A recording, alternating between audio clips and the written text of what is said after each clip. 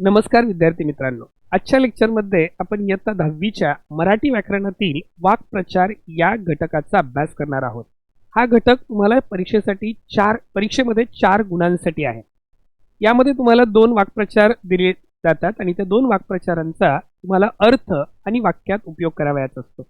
अर्थासाठी 1 गुण असतो आणि वाक्यात योग्य वापर करण्यास 1 गुण असे 2 गुण एका प्रश्नासाठी असे तुम्हाला 2 प्रश्न सोडवावे लागतात. त्यासाठी 4 गुण असतात. आजच्या या लेक्चरमध्ये आपण याचा अतिशय सविस्तर अभ्यास करणार आहोत की परीक्षेला याच्या बाहेरचा प्रश्नही येणार नाही आणि तुमचे 4 गुण हे एकदम निश्चित होतील अशा पद्धतीने आपण या घटकाची तयारी करणार आहोत. वाक्प्रचार म्हणजे नेमकं काय हे पहिल्यांदा समजून घेऊ. वाक्प्रचाराला आपण इंग्रजीमध्ये इडियम्स असं म्हणतो. म्हणजे थोडक्यात it is a group of words that suggest metaphorical meaning not a literal meaning. वाक्प्रचार हा असा शब्दांचा समूह असतो की ज्याच्यामधून शब्दशः अर्थ आपण घेत नाही तर रूपकात्मक अर्थ भावार्थ त्याच्यातून आपण व्यक्त करतो. अशा शब्दसमूहाला आपण वाक्प्रचार असं म्हणतो. म्हणजे उदाहरणार्थ समजा माशी शिंकणे. माशी शिंकणे म्हणजे थोडक्यात एखाद्या कामामध्ये अडथळा येणे. पण याचा शब्दशः अर्थ आपण घेतो का माशी शिंकते का? नाही तर ज्यावेळेला बऱ्याच विद्यार्थ्यांना ज्यावेळेला मराठी माध्यमाचे नसतील, इंग्रजी माध्यमातून शिकलेले विद्यार्थी असतील तर बऱ्याचदा मग त्यांना हे कळत नाही. माशी शिंकली तर ते पुढे प्रश्न विचारतील माशीला काय नाक असतं का? तर असा शब्दशः अर्थ त्या ठिकाणी घेतला जात नाही. माशी शिंकणे म्हणजे त्या कामात अडथळा येणे. किंवा तोंडचे पाणी पळाले. तोंडचे पाणी पळाले म्हणजे शब्दशः तोंडातलं पाणी पळालं असा पण अर्थ घेत नाही. वाघाला पाहून त्याच्या तोंडचे पाणी पळाले. वाघाला पाहून त्याच्या तोंडचे पाणी पळाले म्हणजेच तो अतिशय घाबरला असा भावार्थ त्याच्यामधून आपण घेतो. अशा शब्दसमूहांना आपण वाक्प्रचार म्हणतो. म्हणजे वाक्प्रचार ही संकल्पना सर्वांना समजलेली असेल. पहिला सगळ्यात महत्त्वाचा मुद्दा की शब्दशः अर्थ त्या ठिकाणी घेतला जात नाही. त्याच्या संदर्भाने त्याचा भावार्थ आपण ज्या वेळेला विचारात घेतो तेव्हा त्या संकल्पनेला वाक्प्रचार असं म्हटलं जातं. यामध्ये वाक्प्रचार जे आहेत तिथे तुम्ही पाहू शकता शब्दांच्या शब्दशः होणाऱ्या अर्थापेक्षा जेव्हा एखाद्या शब्दसमूहातून वेगळा विशिष्ट अर्थ, रूपकात्मक अर्थ, भावार्थ व्यक्त होतो तेव्हा त्या शब्दसमूहाला वाक्प्रचार असं म्हणतात. वाक्प्रचार का आवश्यक आहेत? ज्यावेळेला तुम्ही वाक्प्रचार तुमच्या बोलण्यामध्ये, तुमच्या लिहिण्यामध्ये वापरता त्यावेळेला त्या भाषेचं सौंदर्य वाढतं, त्या भाषेमधला प्रभावीपणा वाढतो, तुम्ही तुमचे विचार अत्यंत प्रभावीपणे मांडू शकता. त्यामुळे वाक्प्रचार ही संकल्पना भाषेमध्ये अतिशय महत्त्वाची आहे. वाक्प्रचाराच्या बाबतीत काही महत्त्वाचे नियम तुमच्या लक्षात ठेवावे लागतात. म्हणजे ज्यावेळेला तुम्हाला ह्या प्रश्नाचं उत्तर लिहायचंय त्यावेळेला तुम्हाला प्रश्न असतो दिलेल्या वाक्प्रचाराचा अर्थ सांगून त्याचा वाक्यात उपयोग करा. वाक्यात उपयोग करताना मूळ वाक्प्रचाराचा वाक्यात उपयोग करणं गरजेचं आहे. त्याच्या अर्थाचा वाक्यात उपयोग करावयाचा नाही. काळानुसार बदल म्हणजे वाक्याचा काळ कोणता आहे त्याच्याप्रमाणे जो वाक्प्रचार आहे तो आपल्याला बदलावा लागतो. म्हणजे उदाहरणार्थ समजा त्याच्या तोंडचे पाणी पळाले. तोंडचे पाणी पळणे हे हा वाक्प्रचार झाला. घाबरणे हा त्याचा अर्थ झाला. तुम्हाला वाक्यात काय वापरायचं आहे? पहिलं तुम्ही काय कराल? तोंडचे पाणी पळणे हा वाक्प्रचार लिहाल. त्याच्या पुढे त्याचा अर्थ अतिशय घाबरणे असं लिहाल. आणि मग त्याच्या खाली वाघाला पाहून त्याच्या तोंडचे पाणी पळाले. पळणेचं पळाले काळानुसार आपण त्या क्रियापदाच्या रूपामध्ये बदल केला. अर्थाची स्पष्टता वाक्य अशा प्रकारे तयार करा की त्यातून वाक्प्रचाराचा अर्थ स्पष्ट झाला पाहिजे. परीक्षकाला तो अर्थ लगेच समजला पाहिजे. अशा पद्धतीने ती वाक्यरचना आपल्याला करावी लागते. त्यावेळेला तुम्हाला त्याचे पूर्ण गुण मिळणार आहेत. आता काही महत्त्वाचे जे वाक्प्रचार आहेत त्याच्याबद्दल आपण चर्चा करू. पहिला वाक्प्रचार आहे कंबर कसणे. कंबर कसणे म्हणजे शब्दशः कंबर कसायची या नाही, बांधायची नाही. तर आपण कोणतंही काम करायचं असेल तर तुम्ही पाहिलं असेल की आपण कंबर कसतो. म्हणजे कमरेला जे आपण बांधतो एखाद्या वस्त्राने त्यावेळेला कंबर कसतो. कंबर कसतो म्हणजे आपण एखादं काम करण्यासाठी तयार होतो, सुसज्ज होतो.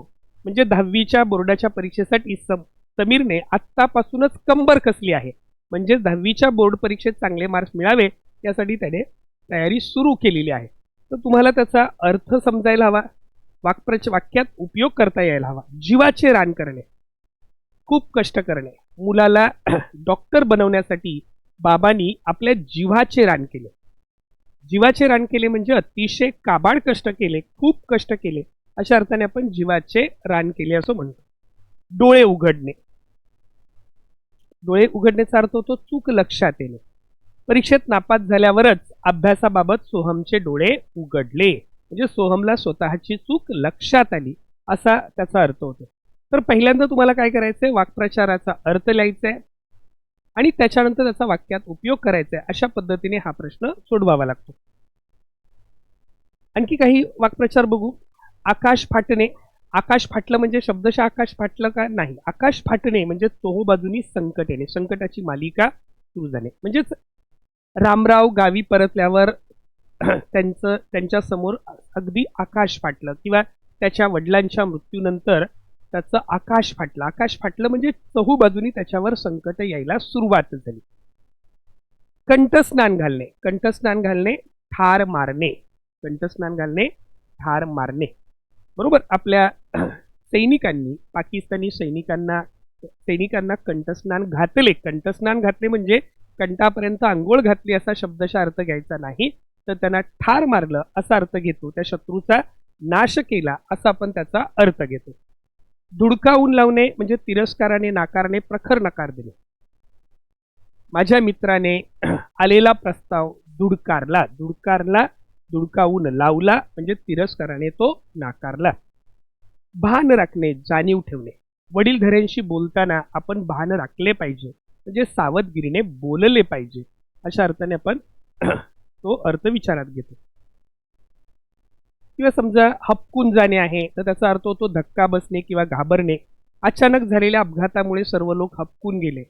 पाय फुटले. आता तुला खूप जास्त पाय फुटलेत अशी आई वारंवार म्हणते. मित्र खाली आले की आपण धावत पळत लगेच जातो, आईला विचारत सुद्धा नाही. मग आई म्हणते आजकाल आमच्या मुलाला भरपूर पाय फुटलेत. पाय फुटलेत म्हणजे तो वेगाने जाणे किंवा पळून जाणे. शाळेची सुट्टी होताच मुलांना जणू पाय फुटले, म्हणजे मुलं वेगाने शाळेतून बाहेर पडले. तन्मय होणे. तन्मय होणे याचा अर्थ पूर्णपणे तल्लीन होणे, पूर्णपणे मग्न होणे. शास्त्रीय संगीत ऐकताना आजोबा तन्मय होत होते, म्हणजे तन्मय झाले होते. तर शास्त्रीय संगीत ऐकताना आजोबा तन्मय झाले होते म्हणजे ते पूर्णपणे ते शास्त्रीय संगीत ऐकण्यात मग्न झाले होते असा त्याचा अर्थ होतो. किंवा काही शरीराच्या अवयवावर आधारित वाक्प्रचार परीक्षेला जास्त विचारले जातात. समजा कान हा अवयव आहे. कान लावून ऐकणे. कान लावून ऐकतो म्हणजे आपण काय करतो, काळजीपूर्वक ऐकतो, लक्षपूर्वक ऐकतो. एखाद्याचं नाक कापले जाणे. सर्व पाहुण्यांच्या समोर त्याचं नाक कापलं गेलं. नाक कापलं गेलं याचा अर्थ त्याला अपमानित केलं गेलं, त्याचा अपमान झाला, त्याची इज्जत गेली अशा अर्थाने आपण तो वाक्प्रचार वापरतो.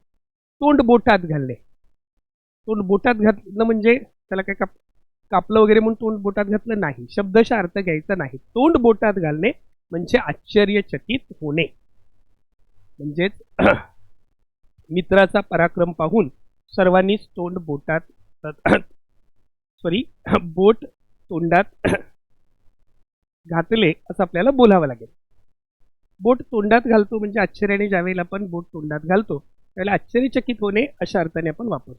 हात टेकणे म्हणजे हार मानणे.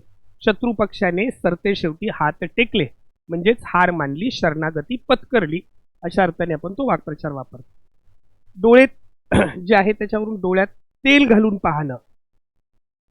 डोळ्यात तेल घालून पाहणं म्हणजे आईवडील मुलांच्याकडे लक्ष देताना अगदी डोळ्यात तेल घालून पाहतात, म्हणजेच अतिशय सावधगिरीने त्यांच्या गोष्टींच्याकडे लक्ष देतात असा आपण अर्थ घेतो. म्हणजे यामध्ये तुमच्या लक्षात येईल बघा की वाक्प्रचार यामध्ये शब्दशः अर्थ आपण विचारात घेत नाही, त्यामुळे अर्थामध्ये इकडचा शब्द तुम्हाला दिसणार नाही. कान लावून ऐकणे तर कानाचा गुणधर्म त्याच्यात दिसेल, पण कान हा शब्द तुम्हाला दिसणार का, नाही. तिथे लक्षपूर्वक ऐकणे. नाक कापले जाणे, अर्थामध्ये नाक हा शब्द तुम्हाला दिसणार नाही, त्याच्यावरून व्यक्त होणारा अर्थ होईल की बाबांनो अपमान होणे. अशा पद्धतीने आपल्याला ह्या गोष्टी लक्षात ठेवायच्या. आता सुरुवातीला आपण इथून पुढचा भाग तुमच्यासाठी खूप महत्त्वाचा आहे. जे आपल्या धड्यांमध्ये वाक्प्रचार आहेत त्याच्याबद्दल आपण चर्चा करणार आहोत आणि सरते शेवटी महत्त्वाचे वाक्प्रचार कोणते, परीक्षेला कोणते वाक्प्रचार येतील यावर्षी याच्याबद्दल आपण बोलणार आहोत. म्हणजे शेवटी जे सांगतो ते वाक्प्रचार तुम्ही करणं, त्या तुमच्या संपूर्ण माझ्या विश्लेषणातून तुमच्या लक्षात येईल की हे वाक्प्रचार आपण करणं गरजेचंच आहे. ते वाक्प्रचार पाठ करा, लिहून काढा, त्यांची वाक्य अगदी मुखोद्गत करा तुम्हाला 4 पैकी 4 गुण मिळणार आहेत. बघा, पहिलं शालमध्ये आहे पुलकित होणे म्हणजे आनंदने. पुलकित होणे म्हणजे मित्र सुट्टीला घरी आल्यावर तो अगदी पुलकित झाला. पुलकित झाला म्हणजे आनंदित झाला. कृतार्थ होणे, धन्य होणे. मी 10वी पास झाल्यामुळे माझे आई वडील कृतार्थ झाले. कृतार्थ झाले म्हणजे धन्य झाले. त्यांना तुम्ही केलेल्या कृतीमुळे आनंद झाला. ऊब मिळणे, अनाथ मुलांना मायेची ऊब मिळाली पाहिजे. ऊब मिळाली पाहिजे म्हणजेच त्यांना माया मिळाली पाहिजे, प्रेम मिळालं पाहिजे, अशा अर्थाने हे शाल या धड्यामधले महत्वाचे वाक्प्रचार आहेत. पुलकित होणे आनंदने, पुलकित होणे आनंदने, कृतार्थ होणे धन्य होणे, कृतार्थ होणे धन्य होणे, ऊब मिळणे माया मिळणे. परत पुढचे जे वाक्प्रचार आहेत 2 दिवस या धड्यामधले आहेत. बर्बाद होणे, पूर्णपणे नाश होणे, वाया जाणे, धुळीला मिळणे. बरोबर, म्हणजे त्या बॉम्ब हल्ल्यानंतर संपूर्ण शहर बर्बाद झालं. बर्बाद झालं म्हणजे अगदी पूर्णपणे नष्ट झालं, धुळीला मिळालं, अशा अर्थाने आपण ते वापरतो. उपासमध्ये हात, हे वाक्प्रचार सगळे महत्वाचे आहेत. त्याच्यात थोडासा लक्षात घ्या. याच्यामधला एक वाक्प्रचार तुम्हाला परीक्षेला 100% विचारला जाऊ शकतो. हात दाखवून अवलक्षण. हात दाखवून अवलक्षण म्हणजे स्वतःच हात दाखवायचा आणि संकट ओढवून घ्यायचं, म्हणजेच स्वतःहून संकट ओढवून घेणे. हात दाखवून अवलक्षण महत्वाचे वाक्प्रचार आहेत. हे सर्वच वाक्प्रचार महत्वाचे आहेत. 100% याच्यातला एक वाक्प्रचार तुम्हाला परीक्षेला विचारला जाऊ शकतो. हात दाखवून अवलक्षण, संकट ओढवून घेणे. डोळे पांढरे होणे, डोळे पांढरे झाले म्हणजेच तो घाबरला. सुरुंग लावणे, एखादा बेत उधळून लावणे. अंगाचा तिळपापड होणे, संताप होणे. मुठभर मांस वाढणे, स्तुतीने हुरळून जाणे. ह्याची वाक्य सुद्धा तुम्ही तयार केली पाहिजेत. हात दाखवून अवलक्षण, संकट ओढवून घेणे. रमेशने शेअर मार्केटमध्ये पैसे गुंतवले आणि हात दाखवून अवलक्षण केले. म्हणजे थोडक्यात हात दाखवून म्हणजेच हात दाखवून अवलक्षण केले म्हणजे हात दाखवून स्वतःहून ते संकट ओढवून घेतलं. किंवा माझ्या मित्राने त्या भांडणात मध्यस्थी केली आणि हात दाखवून अवलक्षण झाले, म्हणजेच थोडक्यात स्वतःहून ते संकट ओढवून घेतले. डोळे पांढरे होणे, अतिशय घाबरणे. अचानक बिबट्याला पाहिल्यानंतर गावकऱ्यांचे डोळे पांढरे झाले. अचानक समोर बिबट्याला पाहिल्यानंतर गावकऱ्यांचे डोळे पांढरे झाले. सुरुंग लावणे म्हणजे एखाद्याचा बेत उधळून लावणे. पोलिसांनी गुन्हेगाराचा कट जो आहे तो कटास सुरुंग लावला. पोलिसांनी गुन्हेगाराच्या किंवा अतिरेक्यांच्या कटास सुरुंग लावला म्हणजे त्यांचे बेत उधळून लावणे. अंगाचा तिळपापड होणे, संताप होणे.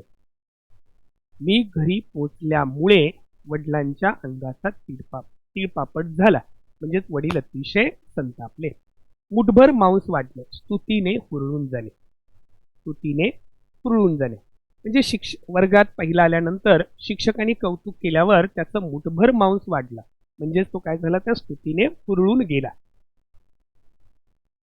त्याच्यानंतर पुढचा धडा आहे चुडीवाला. याच्यामधले सुद्धा वाक्प्रचार महत्वाचे आहेत. गलका करणे म्हणजे गोंगाट करणे. संकोच वाटणे म्हणजे मोकळेपणा न वाटणे. हातभार लावणे म्हणजे मदत करणे. भारावून जाणे म्हणजे प्रभावित होणे. तर यांचे सुद्धा वाक्यात उपयोग तुम्ही करायला हवेत. त्याच्यानंतर फुटप्रिंट्स मधले वाक्प्रचार एक महत्वाचे आहेत. हे जे वाक्प्रचार आहेत, कपाळाला आठ्या पडणे म्हणजे नापसंती व्यक्त करणे. कपाळाला आठ्या पडणे म्हणजे नापसंती व्यक्त करणे किंवा संताप येणे. मला त्या ठिकाणी पाहिल्यानंतर माझ्या मित्राच्या कपाळावर आठ्या पडल्या म्हणजे त्याला नापसंत, त्या कार्यक्रमात तुम्ही हजर राहणं त्याला आवडलेलं नसेल तर काय होणार, मला कार्यक्रमात पाहिल्यानंतर मित्राच्या कपाळावर आठ्या पडल्या म्हणजेच त्याला नापसंती त्याने व्यक्त केली किंवा त्याला त्याचा राग आला. गर्क असणे, मी अभ्यासात गर्क होतो आणि अचानक दरवाजा ठोठावल्याचा आवाज आला. अभ्यासात गर्क होतो म्हणजे पूर्णपणे मग्न होतो, दंग होतो. नवल वाटणे, आश्चर्य वाटणे.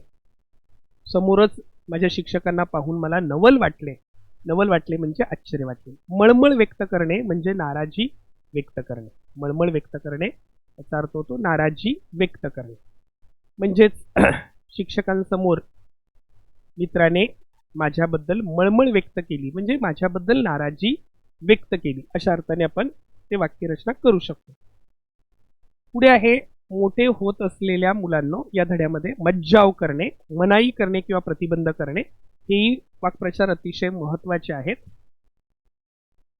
मज्जाव करणे, मनाई करणे किंवा प्रतिबंध करणे, स्वारस्य असणे, आवड असणे किंवा रस असणे, कायापालट होणे, पूर्णपणे स्वरूप बदलणे किंवा मोठे परिवर्तन होणे. शिक्षकांनी आम्ही सहलीस गेल्यावर शिक्षकांनी आम्हाला पुढे जाण्यास मज्जाव केलं. मज्जाव केलं म्हणजेच मनाई केली किंवा प्रतिबंध केला. स्वारस्य असणे, माझ्या मित्राला संगीत शिकण्यात स्वारस्य आहे म्हणजेच त्याला त्याची आवड आहे, त्याच्यामध्ये रस आहे. कायापालट होणे, पूर्णपणे स्वरूप बदलणे किंवा मोठे परिवर्तन होणे. गावाचा पूर्णपणे कायापालट झाला आहे. शासकीय योजनेमुळे गावाचा पूर्णपणे कायापालट झाला. कायापालट झाला म्हणजे गावाचं पूर्णपणे स्वरूप बदललं, आमूलाग्र असे बदल झाले, मोठे परिवर्तन झाले. ऊर्जा शक्तीच्या जागरमध्ये ऋण असणे म्हणजे उपकार असणे. आईवडिलांचे आपल्यावर खूप ऋण असतात म्हणजे आईवडिलांचे आपल्यावर खूप उपकार असतात. झोकून देणे, पूर्णपणे सहभागी होणे. कोणत्याही कार्यात झोकून दिल्याशिवाय आपण यशस्वी होत नाही.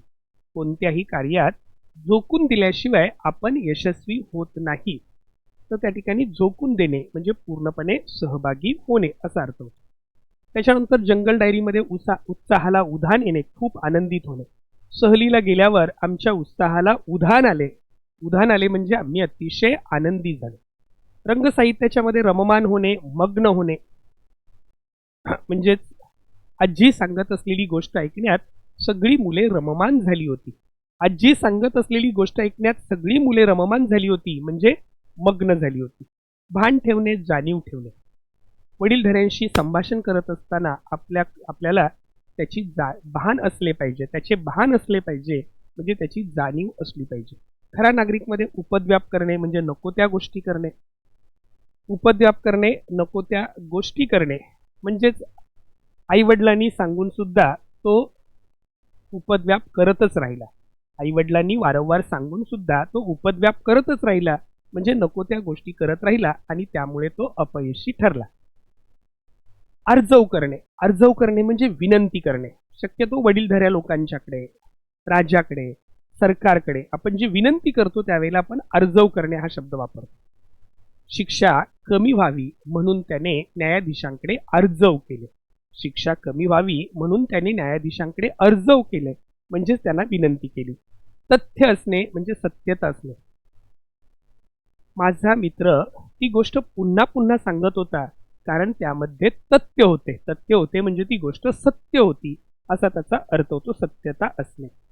हिरवगार झाडासारखं मध्ये त्याच्यामध्ये अर्जव करणे हा जो वाक्प्रचार आहे तोही परीक्षा दृष्टिकोनातून अतिशय महत्वाचा आहे. हिरवगार झाडासारखं याच्यामध्ये कवेत घेणे, मिटीत घेणे. बाबांनी आम्हा भावंडांना कवेत घेतलं. कवेत घेतलं म्हणजेच मिटीत घेतलं. बीज पेरले गेले, भुरळ पाडले. त्यातला कुठला आहे अर्थात बीज पेरणे म्हणजे सुद्धा एखाद्या गोष्टीची सुरुवात करणे असा अर्थ होतो. भुरळ पाडणे, एखाद्या गोष्टीविषयी आवड निर्माण होणे. म्हणजेच समजा मी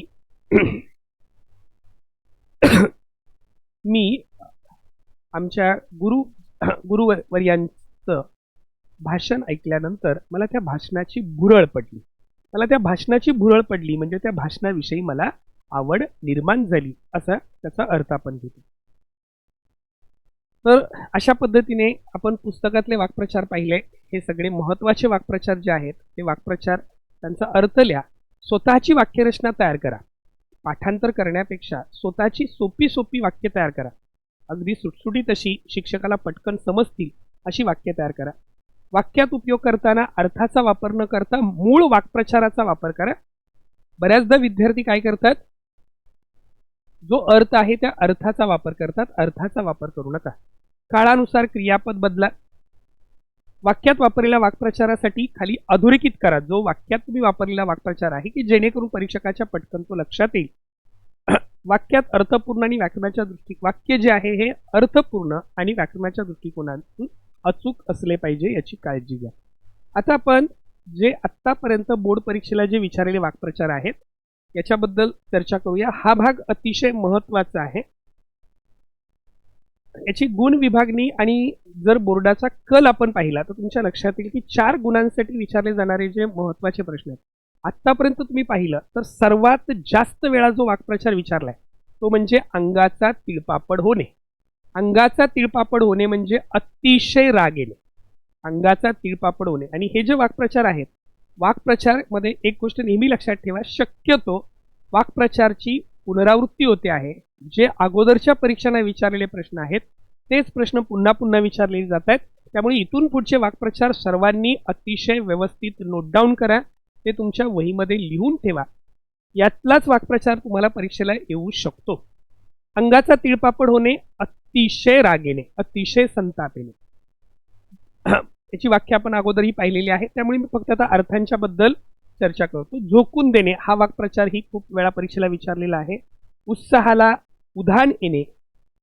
झोकून देणे म्हणजेच पूर्णपणे एखादे काम अगदी मनापासून करण्यास सुरुवात करणे. उत्साहाला उधाण येणे, अतिशय आनंदी होणे.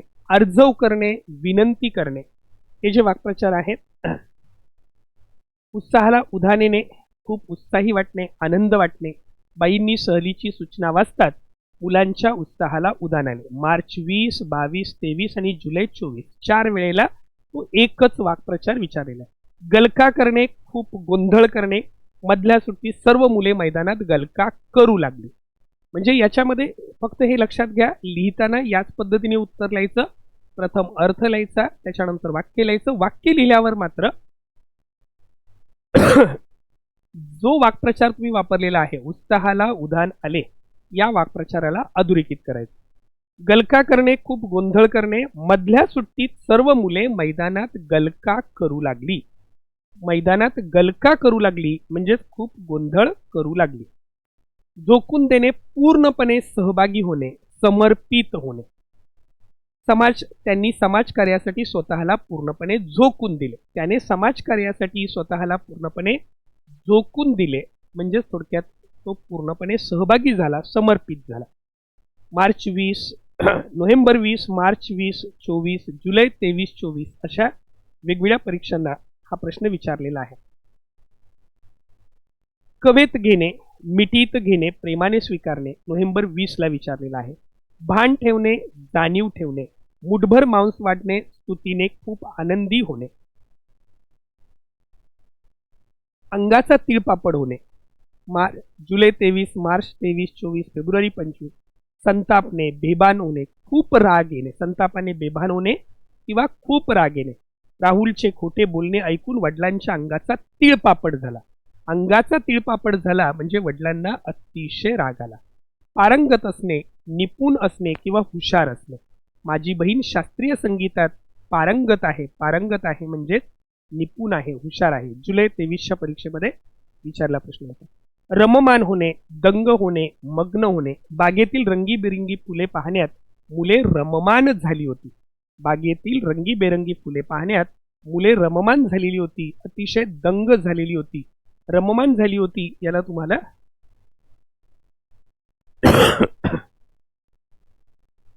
अंडरलाईन करायचं आहे. सुरुंग लावणे, एखाद्याचा बेत उधळून लावणे. पावसाने सहलीच्या बेताला सुरुंग लावला म्हणजे सहलीचा बेत फिसकटला, नष्ट झाला अशा अर्थाने आपण तो वाक्प्रचार घेतो. जुलै 2024च्या परीक्षेमध्ये विचारलेला होता. त्यानंतर अर्जव करणे, विनंती करणे हा वाक्प्रचार आयोगाला बोर्डाला विचारलेला आहे. मार्च 23, फेब्रुवारी 25च्या परीक्षेमध्ये. तथ्य असणे म्हणजे सत्यता असणे, जुलै 22च्या परीक्षेमध्ये विचारलेला आहे. ऋण असणे, उपकार असणे. मळमळ व्यक्त करणे, नाराजी व्यक्त करणे. हे सगळे वाक्प्रचार यांचे अर्थ आपण याची चर्चा याच्या अगोदर केलेली आहे. तर अशा पद्धतीने वाक्प्रचार ही संकल्पना आपण पाहिलेली आहे.